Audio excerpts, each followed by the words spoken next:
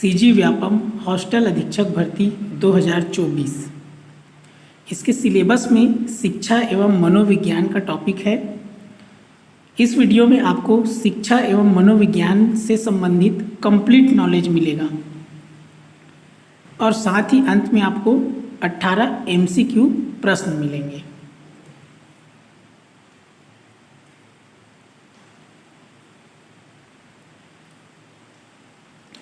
देखिए, इसमें आपको इन सब का पूरा डिटेल नॉलेज मिलेगा कि प्रकार्यवाद के संस्थापक कौन है, स्थापना किया विलियम जेम्स ने। फिर इससे रिलेटेड जितना भी इम्पोर्टेंट प्रश्न है वो सब आपको मिलेगा इसमें। व्यवहारवाद, गेस्टाल्टवाद, मनोविश्लेषणवाद, संज्ञानवाद, मानवतावाद। तो इनका स्थापना कब हुआ, स्थापना किसने किया, और इससे रिलेटेड जितना भी प्रश्न है जो एग्ज़ाम में बनता है वो सब इसमें आप इस वीडियो में आपको मिलेगा। और इस प्रकार से आपको प्रश्न मिलेंगे, जैसे इसमें है प्रथम मनोविज्ञान प्रयोगशाला के संस्थापक थे वेबर, वुंड, फ्रेक्नर, थॉर्नडाइक। तो ये वीडियो आपके लिए जो हॉस्टल अधीक्षक भर्ती है उसमें आपको उपयोगी साबित होगा।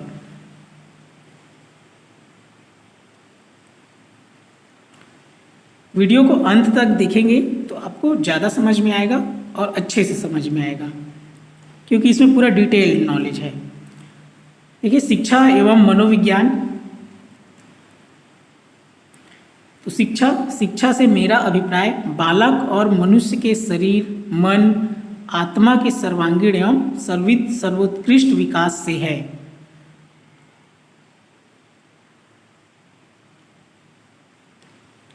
शिक्षा का अर्थ।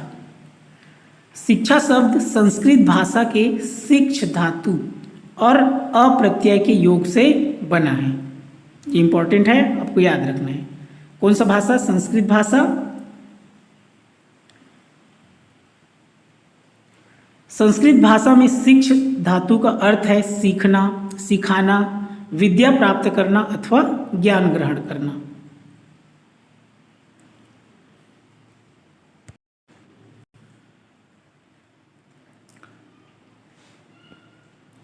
शिक्षा और विद्या शब्द का प्रयोग यद्यपि समानार्थक शब्द के रूप में किया जाता है, तथापि दोनों शब्दों के अर्थ में अंतर है। शिक्षा और विद्या के क्या है? इन दोनों में अंतर है। शिक्षा शब्द का प्रयोग व्यापक अर्थ में किया जाता है, विद्या शब्द का प्रयोग सीमित अर्थ में किया जाता है। विद्या शब्द संस्कृत भाषा के विद धातु से बना है, जिसका अर्थ ज्ञान है। विद्या शब्द का प्रयोग विशिष्ट अर्थ में किया जाता है। किसी विशिष्ट क्षेत्र में अर्जित पूर्णता, दक्षता अथवा योग्यता को विद्या कहा जाता है। इस प्रकार संकुचित अर्थ में विद्या या शिक्षा का तात्पर्य विद्यालयी शिक्षा या औपचारिक शिक्षा से है। इसको आप याद रखेंगे, विद्यालयी शिक्षा या औपचारिक शिक्षा। देखिए, शिक्षा का अर्थ दो प्रकार से है, एक संस्कृत भाषा, एक आंग्ल भाषा। तो पहले संस्कृत भाषा में हम देख लेते हैं। तो संस्कृत भाषा में क्या है? शिक्ष धातु, अप्रत्यय, और इसका शाब्दिक अर्थ क्या हो जाएगा? सीखने या सिखाने की क्रिया संस्कृत में। वहीं इसको इंग्लिश में लेंगे तो देखिए आंग्ल भाषा, तो एजुकेशन का यहाँ देखिए लैटिन भाषा में एजुकेशन को क्या कहते हैं? एजुकेटम। और उसके बाद देखिए एजुकेटन में ए और ड्यूको, ई और ड्यूको है। ई का मतलब अंदर और ड्यूको का मतलब आगे बढ़ाना। तो इसका शाब्दिक अर्थ हो जाएगा अंदर से आगे बढ़ाना। बालक की आंतरिक या जन्मजात शक्तियों को बाहर की ओर प्रकट या विकसित करना।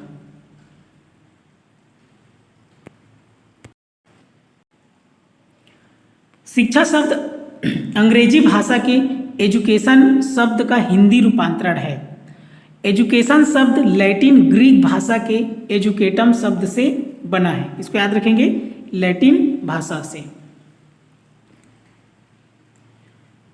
तो एजुकेशन शब्द दो शब्दों ई और ड्यूको से मिलकर बना है।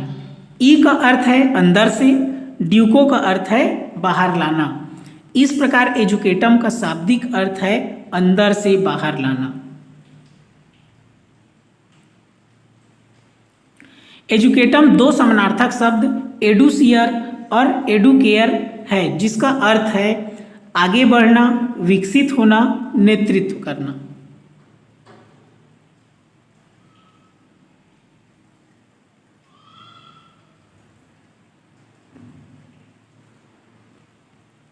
शिक्षा शब्द का प्रयोग दो अर्थों में किया जाता है, व्यापक अर्थ, सीमित या संकुचित अर्थ। शिक्षा का व्यापक अर्थ में शिक्षा का तात्पर्य अनौपचारिक शिक्षा से है। इसको याद रखेंगे, अनौपचारिक शिक्षा व्यापक अर्थ में। मनोवैज्ञानिक है, उनका कथन मैकेंजी के अनुसार व्यापक दृष्टि से शिक्षा जीवन पर्यंत चलने वाली प्रक्रिया है और जीवन के प्रत्येक अनुभव के द्वारा इसका विकास होता है। टी रेमंड के अनुसार शिक्षा विकास की उस प्रक्रिया का नाम है जिसमें मानव शैशवावस्था से लेकर प्रौढ़ावस्था तक गुजरता है। ऐसी प्रक्रिया जिसके द्वारा वह अपने भौतिक, सामाजिक तथा आध्यात्मिक वातावरण के साथ विभिन्न प्रकार से क्रमशः अनुकूलन करता है। व्यापक अर्थ की दृष्टि से शिक्षा प्रक्रिया रिक्त स्थान है। तो इस प्रकार शिक्षा निरंतर आजीवन चलने वाली प्रक्रिया है।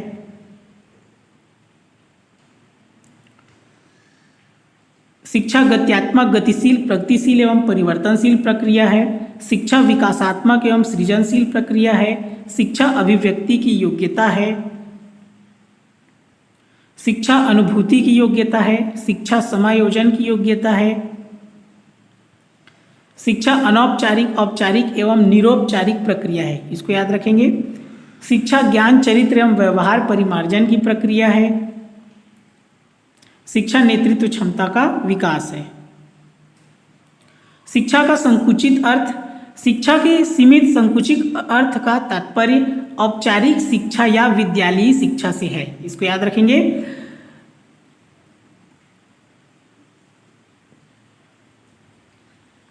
निश्चित छात्रों को निश्चित पाठ्यक्रम का निश्चित अध्यापकों के द्वारा जो शिक्षण प्रदान किया जाता है तथा उसका निश्चित पद्धति से मापन एवं मूल्यांकन किया जाता है, औपचारिक शिक्षा कहलाता है।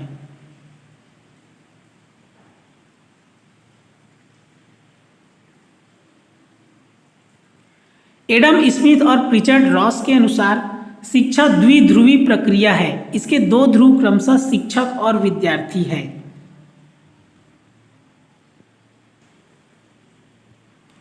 जॉन डीवी, रायबर्न और बेंजामिन एस ब्लूम शिक्षा को त्रिध्रुवी प्रक्रिया मानते हैं। जॉन डीवी के अनुसार शिक्षा के तीन ध्रुव, शिक्षक, शिक्षार्थी, पाठ्यक्रम। रायबर्न के अनुसार शिक्षा के तीन ध्रुव, बालक की प्रकृति का ज्ञान, स्वयं का ज्ञान, विषय का ज्ञान। शिक्षक, पाठ्यचर्या, शिक्षार्थी।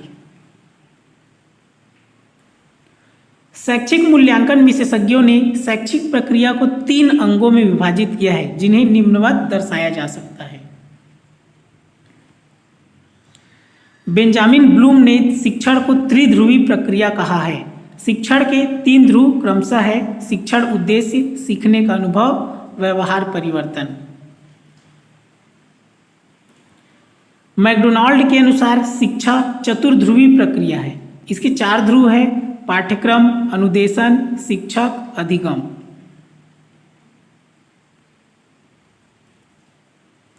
जॉन डीवी के अनुसार शिक्षा मानव के व्यक्तिगत और सामाजिक उद्देश्यों के समन्वय पर बल देती है। इसको याद रखेंगे, ये इंपॉर्टेंट है। यहाँ पर देखेंगे आप, शिक्षा का है द्विध्रुव, त्रिध्रुवी, चतुर्ध्रुवी। तो द्विध्रुवी में कौन कौन है? एडम स्मिथ और प्रिचर्ड रॉस। इसमें क्या क्या है? शिक्षक और शिक्षार्थी। ये मनोवैज्ञानिक है, उसको आप याद रखना है। द्विध्रुवी कौन है और त्रिध्रुवी वाला कौन है और चतुर्ध्रुवी वाला कौन है। आपका त्रिध्रुवी में देखिए कौन कौन है? जॉन डीवी, रायबर्न और बेंजामिन एस ब्लूम। चतुर्ध्रुवी में कौन है? मैकडोनाल्ड। तो इनको आपको याद रखना है, कौन कौन द्विध्रुवी है, त्रिध्रुवी कौन मनोवैज्ञानिक है और चतुर्ध्रुवी कौन है। शिक्षा की परिभाषा भी पूछ देता है। जैसे स्वामी विवेकानंद ने क्या कहा, देखिए, मनुष्य में पूर्व निहित पूर्णता को अभिव्यक्त करना शिक्षा है। महात्मा गांधी, शिक्षा से मेरा अभिप्राय बालक अथवा व्यक्ति के शारीरिक, मानसिक एवं आत्मा के सर्वांगीण एवं सर्वोत्तम विकास से है। सुकरात, शिक्षा का अर्थ उन सर्वमान्य विचारों को विकसित करना है जो प्रत्येक मनुष्य के मस्तिष्क में विलुप्त है।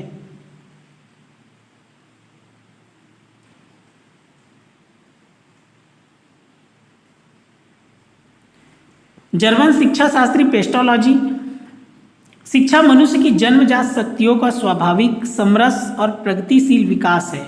फ्रोबेल, शिक्षा वह प्रक्रिया है जिसके द्वारा बालक अपनी आंतरिक शक्तियों को बाह्य शक्ति का रूप प्रदान करता है।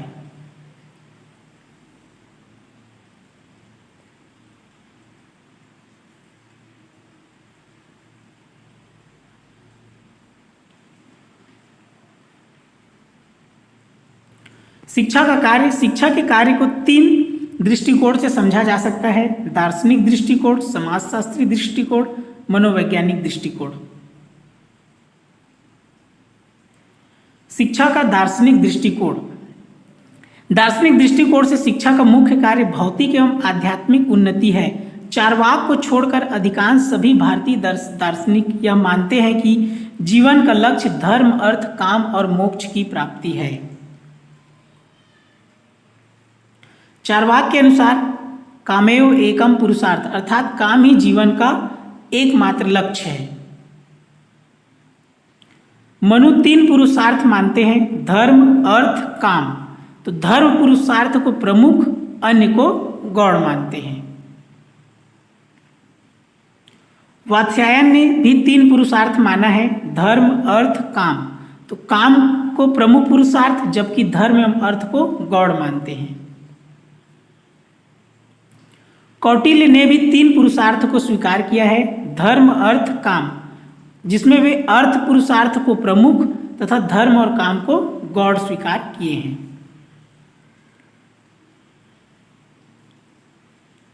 शिक्षा का समाजशास्त्री दृष्टिकोण, शिक्षा राष्ट्रीयता की भावना, आदर्श व श्रेष्ठ नागरिक, राष्ट्र का निर्माण।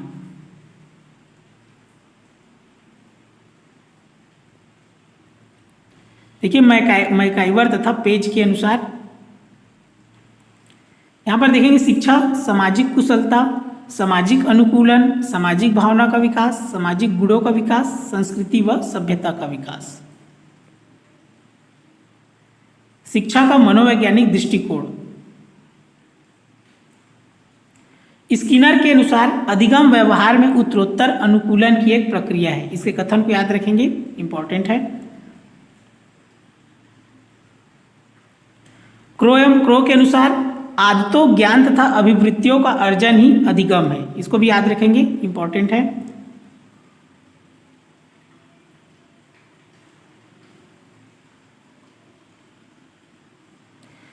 देखिए ये इंपॉर्टेंट है मनोविज्ञान, इसमें से ज़्यादा प्रश्न पूछता है। देखिए मनोविज्ञान शब्द अंग्रेजी भाषा के साइकोलॉजी शब्द का हिंदी रूपांतरण है।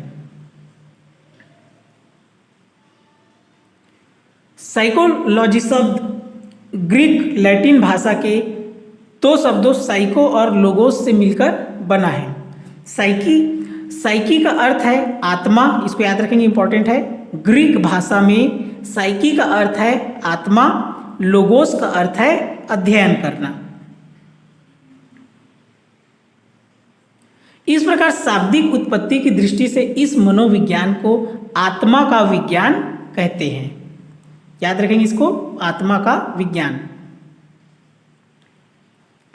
सर्वप्रथम गैरिट नामक मनोवैज्ञानिक ने शाब्दिक व्युत्पत्ति के आधार पर मनोविज्ञान को आत्मा के विज्ञान के रूप में परिभाषित किया था। तो इसको याद रखेंगे, सर्वप्रथम आत्मा के विज्ञान के रूप में किसने परिभाषित किया था? गैरिट ने। इसी परिभाषा के संदर्भ में उन्होंने 3 विद्वानों प्लेटो, अरस्तु और देकार्त से इसका समर्थन स्वीकार किया था।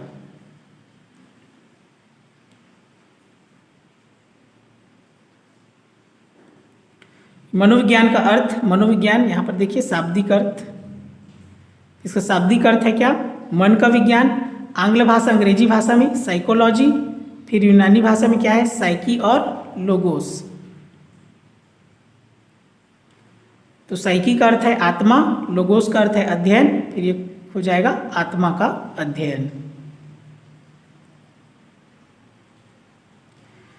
इटली के महान दार्शनिक पोम्पोनोजी ने मनोविज्ञान को परिभाषित करते हुए कहा, मनोविज्ञान मन का विज्ञान है। इंपॉर्टेंट है, याद रखेंगे, मनोविज्ञान मन का विज्ञान है। किसने कहा है? पोम्पोनोजी ने। और कहाँ के हैं? इटली के दार्शनिक हैं। इस परिभाषा के प्रमुख समर्थक, मनोविज्ञान मन का विज्ञान है, उसके प्रमुख समर्थक कौन है? अरस्तू को माना जाता है। कालांतर में इस परिभाषा को भी अस्वीकार कर दिया गया क्योंकि मन की प्रकृति स्वरूप के संदर्भ में संतोषजनक तर्क प्रस्तुत नहीं किया जा सका। विलियम जेम्स विल्हेम वुंड और जेम्स सली नामक मनोवैज्ञानिक ने मनोविज्ञान को परिभाषित करते हुए कहा, मनोविज्ञान चेतना का विज्ञान है। ये सब इंपॉर्टेंट है, जितना आ रहा है, मन का विज्ञान, चेतना का विज्ञान, याद रखना है इनके मनोवैज्ञानिकों। तो मनोविज्ञान चेतना का विज्ञान है, किसने कहा है? William James Wilhelm wound, James सली ने। इसको आपको याद रखना है, जितना ये बोल रहे हैं वो।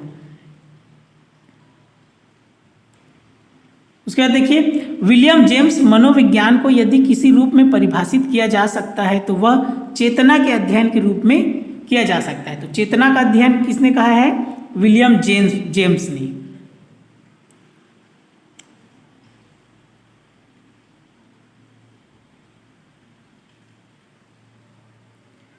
बीसवीं शताब्दी के प्रारंभ में वाटसन, स्किनर और वुडवर्थ आदि मनोवैज्ञानिकों ने मनोविज्ञान को परिभाषित करते हुए कहा, मनोविज्ञान व्यवहार का विज्ञान है।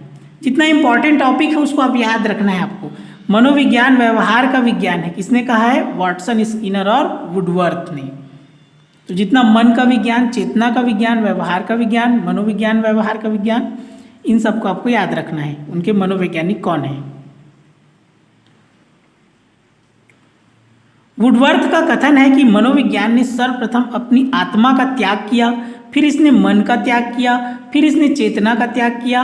वर्तमान में इसे व्यवहार की विधि के रूप में जाना जाता है। इंपॉर्टेंट है, इसको आप याद रखना। इस कथन को किसने कहा है? वुडवर्थ ने। मनोविज्ञान की कुछ महत्वपूर्ण परिभाषाएं निम्नलिखित है। वाटसन मनोविज्ञान व्यवहार का विज्ञान है, इंपॉर्टेंट है। वाटसन मनोविज्ञान व्यवहार का धनात्मक विज्ञान है, यह भी इंपॉर्टेंट है। स्किनर मनोविज्ञान शिक्षा की आधारशिला है। स्किनर मनोविज्ञान व्यवहार और अनुभव का विज्ञान है। वुडवर्थ मनोविज्ञान वातावरण के संबंध में मानव व्यवहारों का विज्ञान है। वैज्ञानिक अध्ययन की 5 विशेषताएं हैं: वस्तुनिष्ठता, कार्य कारण संबंध, सत्यापन, सार्वभौमिकता, गत्यात्मकता।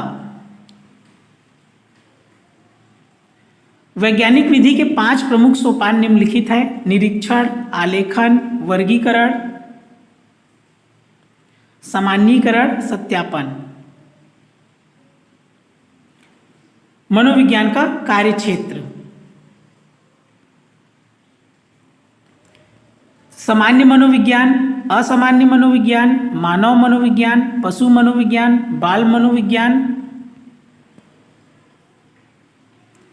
किशोर मनोविज्ञान, प्रौढ़ मनोविज्ञान, औद्योगिक मनोविज्ञान, समाज मनोविज्ञान, नैदानिक मनोविज्ञान,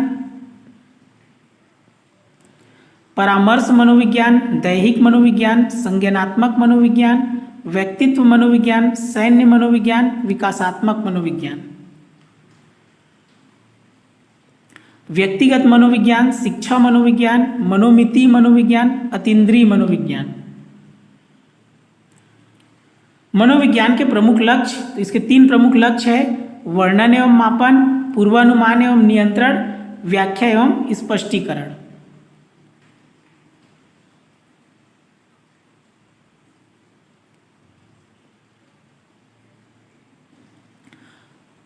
मनोविज्ञान अध्ययन की विशेषताएं है: मापन पर आधारित, पुनरावृत्ति संभव, वस्तुनिष्ठता।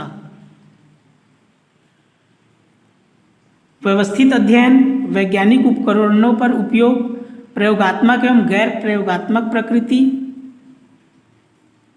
सामान्यीकरण, प्रतिदर्श पर आधारित सांख्यिकी विधियों का प्रयोग, भारत में मनोविज्ञान की संकल्पना।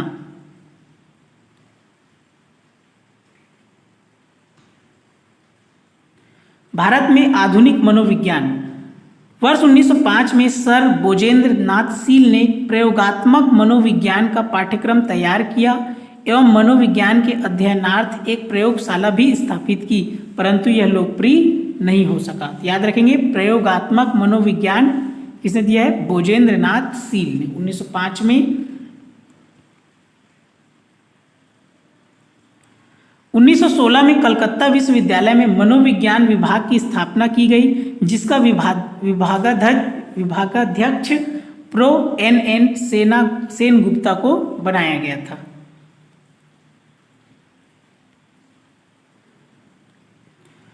वर्ष 1922 में प्रो गिरिंद्र शेखर बोस इस विभाग के अध्यक्ष बनाए गए, जो मनोविज्ञान में PhD की उपाधि लेने वाले प्रथम मनोवैज्ञानिक थे। इसको याद रखेंगे, प्रोफेसर गिरिंद्र शेखर बोस मनोविज्ञान में PhD उपाधि करने वाले प्रथम मनोवैज्ञानिक। वर्ष 1924 में इंडियन साइकोलॉजिकल एसोसिएशन की स्थापना की गई, इसको भी याद रखेंगे। वर्ष 1925 में एसोसिएशन द्वारा इंडियन जर्नल ऑफ साइकोलॉजी नामक जर्नल का प्रकाशन प्रारंभ कर दिया गया। वर्ष 1938 में कलकत्ता विश्वविद्यालय में मनोविज्ञान विभाग में एक प्रयुक्त मनोविज्ञान को प्रारंभ किया गया। प्रो MV गोपालास्वामी को मैसूर विश्वविद्यालय के मनोविज्ञान विभाग का अध्यक्ष बनाया गया। वर्ष 1946 में पटना विश्वविद्यालय में मनोविज्ञान के 2 अलग अलग विभागों, प्रयोगात्मक मनोविज्ञान विभाग तथा प्रयुक्त मनोविज्ञान विभाग में मनोविज्ञान का शिक्षण कार्य किया जाने लगा।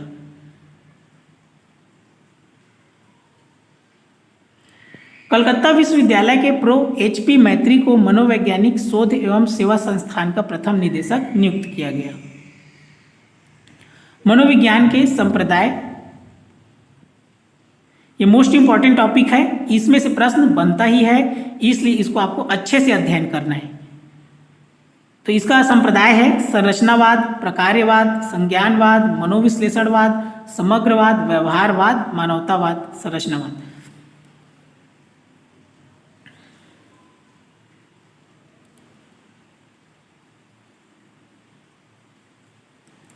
इसको आप डिटेल में अध्ययन करेंगे, बहुत ही इंपॉर्टेंट है संरचनावाद। मनोविज्ञान के संरचनावाद संप्रदाय के प्रमुख प्रवर्तक विल्हेम वुंड नामक जर्मन मनोवैज्ञानिक थे, जिन्होंने 1879 में मन का व्यवस्थित ढंग से अध्ययन करने के उद्देश्य से लिपजिग में विश्व की प्रथम मनोविज्ञानशाला स्थापित की तथा मनोविज्ञान को एक स्वतंत्र विज्ञान का स्थान दिलाया। बहुत ही इंपॉर्टेंट है। संरचनावाद के प्रवर्तक विल्हेम वुंड कहाँ के हैं? जर्मनी के हैं। सन 1879 में मन का, और जगह कौन सा है? लिपजिग में विश्व की प्रथम मनोविज्ञानशाला स्थापित की। इंपॉर्टेंट है, कहाँ? लिपजिग में। और किसने किया? विल्हेम वुंड ने। इसको आपको याद रखना है।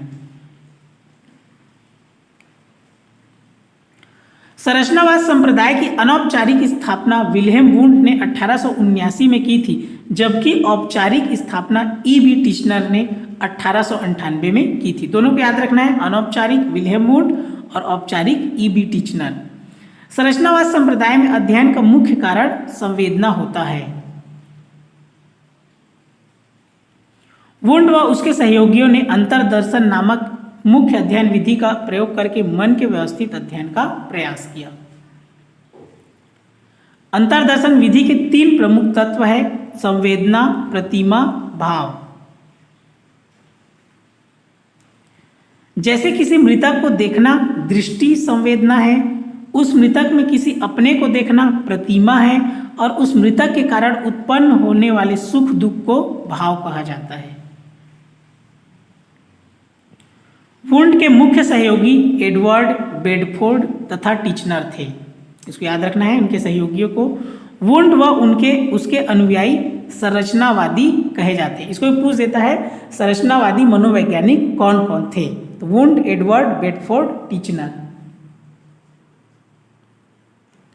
संरचनावाद को आत्मनिरीक्षणवाद, आत्म अवलोकनवाद, आत्म साक्षात्कारवाद, अस्तित्ववाद के नाम से भी जाना जाता है।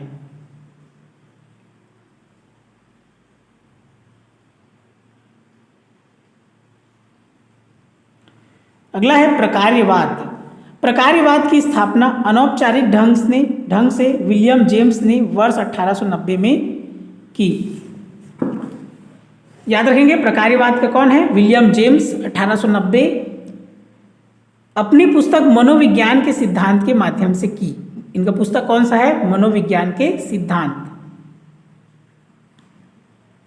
इसकी संकल्पना को संरचनावाद के विरोध में लगभग वर्ष 1899 में प्रस्तुत किया गया। पहले संरचनावाद पढ़े, उसके विरोध में प्रकार्यवाद आया। वस्तुतः जेम्स डार्विन के विकासवाद से प्रभावित थे। उन्होंने मन के अध्ययन में जीव विज्ञान की प्रवृत्ति को अपनाया।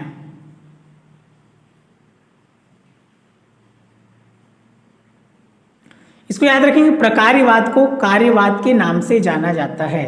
प्रसिद्ध अमेरिकन दार्शनिक तथा शिक्षा शास्त्री जॉन डीवी प्रकार्यवाद संप्रदाय के प्रमुख समर्थक थे। जॉन डीवी प्रकार्यवाद के समर्थक कहाँ के हैं? अमेरिका के। एंजिल, कैटिल, थॉर्नडाइक तथा वुडवर्थ आदि प्रचारकों ने प्रकार्यवाद को वैज्ञानिक विचारधारा प्रदान किया। आगे चलकर प्रकार्यवाद निम्न दो शाखाओं में विभक्त हो गया। इसको याद रखेंगे, प्रकार्यवाद दो भाग में बढ़ गया, शिकागो प्रकार्यवाद, कोलंबिया प्रकार्यवाद। तो शिकागो में है आपका समर्थक, याद रखेंगे शिकागो का John Dewey, William James, James R Angell, Harvey A Carr, E G Boring. Columbia का है वुडवर्थ थॉर्नडाइक। व्यवहारवाद। व्यवहारवाद की स्थापना 20वीं सदी के पहले दशक में वर्ष 1913 में वाटसन ने जॉन हॉपकिंस विश्वविद्यालय में की थी। इंपॉर्टेंट है, बता रहा हूँ, जितना भी ये बता रहा हूँ अच्छे से इसको पढ़ना है। तो वाटसन ने व्यवहारवाद, कौन सा विश्वविद्यालय? John Hopkins. वाटसन के अनुसार मनोविज्ञान एक वस्तुनिष्ठ तथा प्रयोगात्मक विज्ञान है, अतः इसकी विषय वस्तु सिर्फ व्यवहार हो सकती है, चेतना नहीं, क्योंकि सिर्फ व्यवहार का ही अध्ययन वस्तुनिष्ठ और प्रयोगात्मक ढंग से किया जा सकता है। व्यवहार की विचारधारा मानने के कारण इस संप्रदाय के मनोवैज्ञानिकों को व्यवहारवादी कहा जाता है। वाटसन के व्यवहारवाद ने उद्दीपक अनुक्रिया को जन्म दिया। व्यवहारवाद वस्तुतः जीव विज्ञान की विधियों एवं रूसी मनोवैज्ञानिक इवान पावलोव के अध्ययनों के परिणामों से प्रेरित था। व्यवहारवाद में मानव व्यवहार का अध्ययन करने के लिए पशु व्यवहार को विषय वस्तु के रूप में प्रयोग किया जाता है। व्यवहारवादियों ने मानव व्यवहार का अध्ययन करने के लिए बहिर्दर्शन विधि का प्रयोग किया। बहिर्दर्शन विधि के प्रणेता जॉन वी वाटसन, इसको याद रखेंगे, इंपॉर्टेंट है।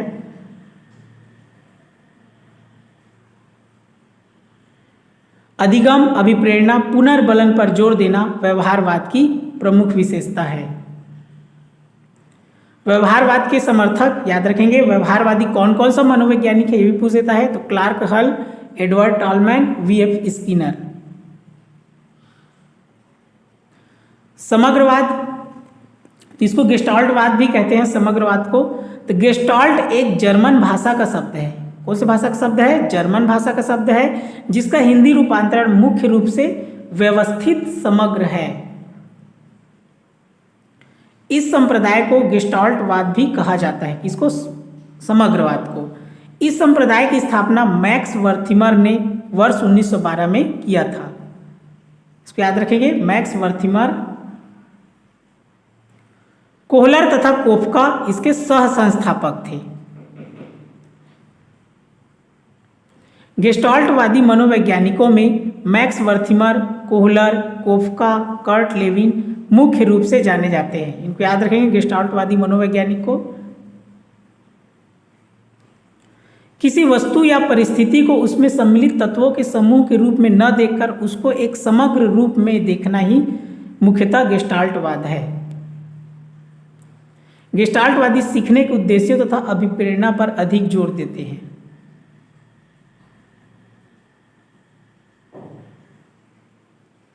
इसको याद रखेंगे, अंतर्दृष्टि के लिए सूझ शब्द का प्रयोग किसने किया? कोहलर के द्वारा किया गया था सूझ शब्द का प्रयोग। मनोविश्लेषणवाद, विनीत चिकित्सक सिगमंड फ्रायड को मनोविश्लेषणवाद का जनक माना जाता है। याद रखेंगे, सिगमंड फ्रायड मनोविश्लेषणवाद का जनक। फ्रायड ने अचेतन मानसिक क्रियाओं पर विशेष बल दिया। उनका मानना था कि द्वंद्वों और मानसिक विकारों जैसे असामान्य व्यवहारों के मुख्य कारण अचेतन में छिपे रहते हैं।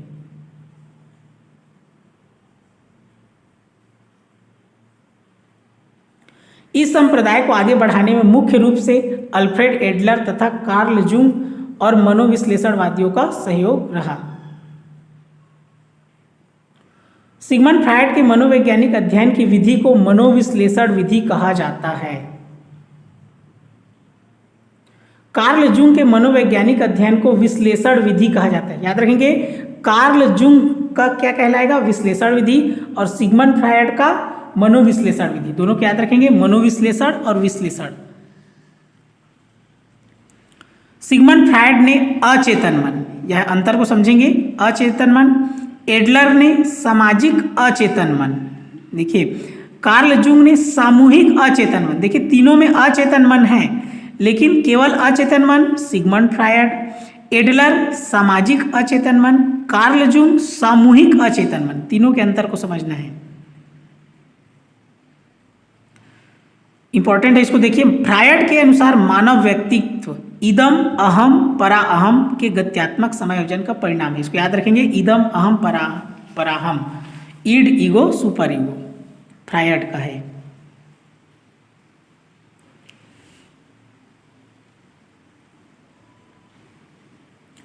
इसको देखेंगे, मानवतावादी विचारधारा के समर्थकों में मुख्य रूप से मैस्लो, रोजर्स, आल्पोर्ट, ये मानवतावादी विचारधारा है। संज्ञानात्मक दृष्टिकोण से कौन कौन है? एडवर्ड टॉलमैन और जीन पियाजे, ये संज्ञानात्मक वाला है।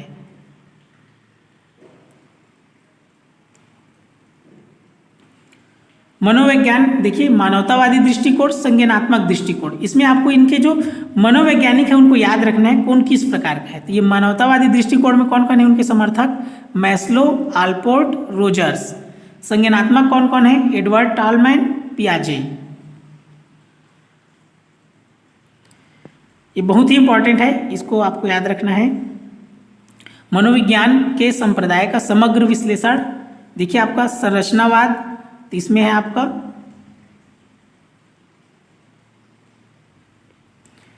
संवेदना, इसका मुख्य विधि है अंतर्दर्शन, इसके मुख्य प्रवर्तक है वुंट टीचनर, 1879 में प्रारंभ, और आत्मनिरीक्षणवाद, अस्तित्ववाद, अन्य नाम। इस प्रकार सबको आपको डिटेल में इसको याद रखना है। जैसे आपका व्यवहारवाद, व्यवहार, प्रयोग और निरीक्षण, पावलोव और वाटसन, 1912। इसको डिटेल में अच्छे से इसको पढ़ लेना है कि इनके समर्थक कौन है, स्थापना किसने किया, कौन से सन में प्रारंभ हुआ, और अन्य किस नाम से जाना जाता है। इसमें से प्रश्न बनता ही है।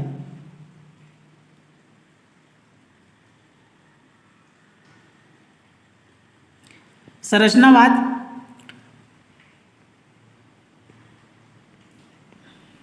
संज्ञानवाद मनोविज्ञान का एक नवीन संप्रदाय है जिसके प्रणेता जीन पियाजे को माना जाता है। संज्ञानवाद, संज्ञानात्मक का जीन पियाजे।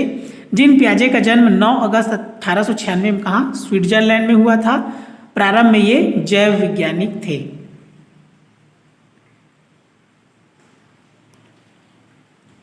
जीव विज्ञान में मानसिक प्रक्रिया के लिए स्कीमा शब्द का प्रयोग किया जाता है। जीन पियाजे ने संज्ञान शब्द से संबोधित किया है। संज्ञान के 2 भाग है, संगठन, अनुकूलन। संगठन बौद्धिक सूचनाओं को यथार्थ पैटर्न पर विकसित करना ही संगठन कहलाता है। अनुकूलन पूर्व ज्ञान और नवीन ज्ञान से सामंजस्य स्थापित करना ही अनुकूलन कहलाता है। अनुकूलन के 2 भाग है। ये संगठन अनुकूलन, ये जीन पियाजे रिलेटेड जितना भी ये है, इनको अगर आपको डिटेल में जानना है, इनके परिभाषा जो दिया है उसको समझना है अच्छे से, तो डिस्क्रिप्शन में लिंक दिया है। जीन पियाजे से रिलेटेड जितना भी ये वर्ड आपको दिख रहा है, संगठन अनुकूलन, ये सब आपको अच्छे से समझ में आ जाएगा उस वीडियो में, क्योंकि जीन पियाजे का उसमें कंप्लीट है।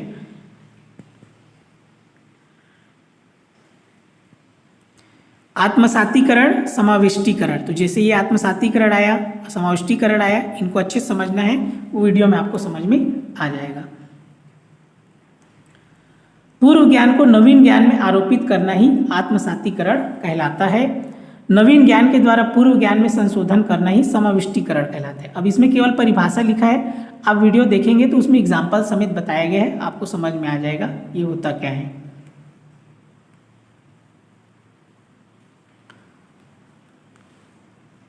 अगला है मानवतावाद। अब्राहम मैस्लो को मानवतावाद का जनक माना जाता है। याद रखेंगे, मानवतावाद का जनक अब्राहम मैस्लो 1960 में अमेरिका में इस संप्रदाय की स्थापना किया। उन्होंने मानव की मांग के अध्ययन का, किसका, मांग के अध्ययन के आधार पर मानव व्यवहार का अध्ययन किया है। अब्राहम मैस्लो के 5 प्रकार के मांग का स्वीकार किया है। कितने प्रकार का, 5 प्रकार का मांग, इसको याद रखेंगे, इंपॉर्टेंट है। दैहिक मांग, सुरक्षा मांग, सामाजिक मांग, स्वसम्मान मांग, आत्मसिद्धि मांग। तो जितना ये वाद वाला है बहुत ही इंपॉर्टेंट है, इसलिए अच्छे से इसका अध्ययन कर लेना है। परीक्षोपयोगी प्रश्न। पहला प्रश्न है, शिक्षा मनुष्य में पहले से विराजमान पूर्णता का आविर्भाव है, रिक्त स्थान के द्वारा कहा गया है। तो इसका उत्तर है स्वामी विवेकानंद।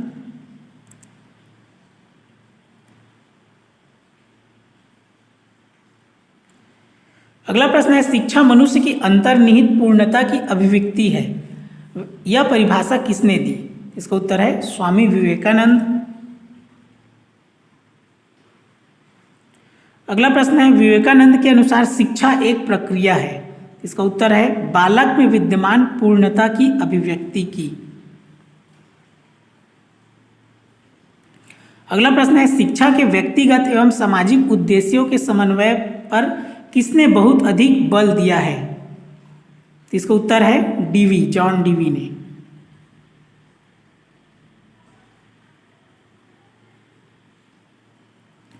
अगला प्रश्न है, शिक्षा व्यक्ति का पूर्ण विकास है, किसने कहा था? इसका उत्तर है टीपी नन।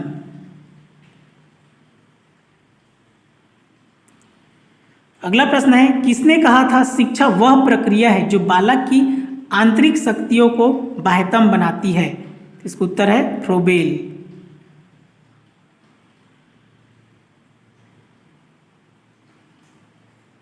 अगला प्रश्न है, किसका कथन है शिक्षा दर्शन का गत्यात्मक पहलू है? इसका उत्तर है एडम्स का।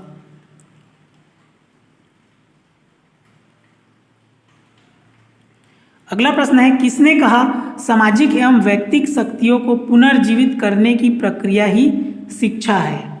इसका उत्तर है कमेनियस।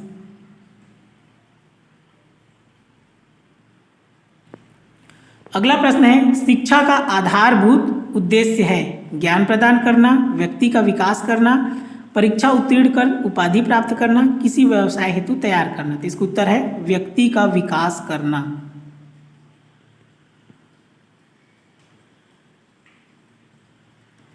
अगला प्रश्न है, किसने कहा कि मनोविज्ञान व्यवहार का धनात्मक विज्ञान है? इसको बताया था, इंपॉर्टेंट है। इसका उत्तर है वाटसन।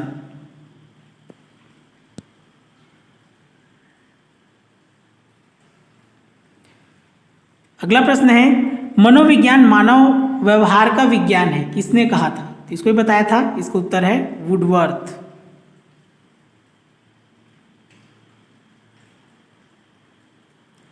अगला प्रश्न है, सर्वप्रथम मनोविज्ञान को किस विषय का अध्ययन करने वाले विषय के रूप में परिभाषित किया गया?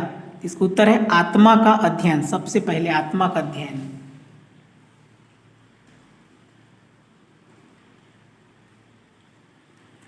अगला प्रश्न है, मनोविज्ञान ने सर्वप्रथम अपनी आत्मा का परित्याग किया, फिर अपने मन का, फिर अपनी चेतना का, अभी वह एक प्रकार के व्यवहार को संजोए है। ये कथन था, इसको भी बताया था, इसका उत्तर है वुडवर्थ का।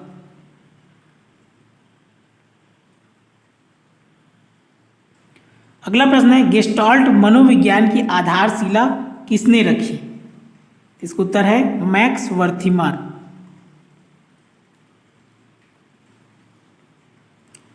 अगला प्रश्न है संरचनावाद के प्रवर्तक कौन थे?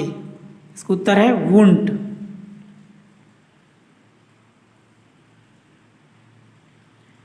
अगला प्रश्न है मनोविज्ञान की प्रथम प्रयोगशाला को किसने स्थापित किया था? मोस्ट इंपॉर्टेंट है, एग्जाम में पूछता है इसको। कौन है? Wundt, Wilhelm won't.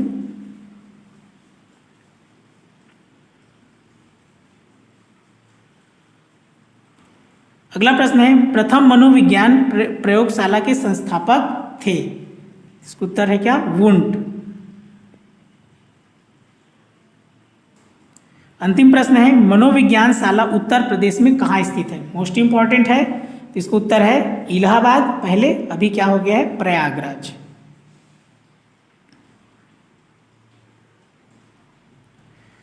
तो बहुत ही इंपॉर्टेंट टॉपिक है, मनोविज्ञान से प्रश्न ज़्यादा पूछता है, और जितना ये व्यवहारवाद वाला है, प्रकार्यवाद, संरचनावाद, इसमें से प्रश्न बनता ही है, इसलिए बहुत अच्छे से इसका अध्ययन कर लेंगे।